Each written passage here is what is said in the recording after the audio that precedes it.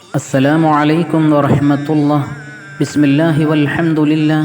اللهم صل وسلم على سيدنا محمد رسول الله صلى الله عليه وسلم. Berkat baik atau dia.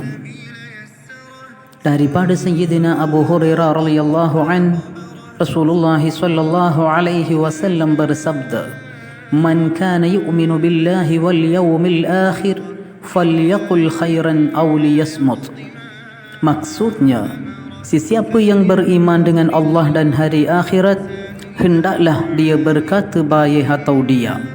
Hadis riwayat Al-Bukhari dan Muslim. പ്രിയപ്പെട്ടവരെ, നമ്മുടെ നാവിനെ നാം സൂക്ഷിക്കണം.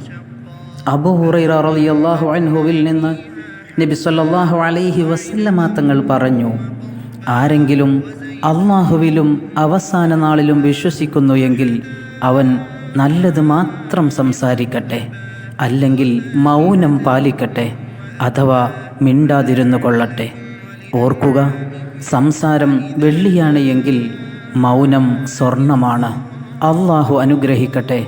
അസ്സലാമു അലൈക്കും വറഹ്മത്തുള്ളാഹി വബറകാതുഹു.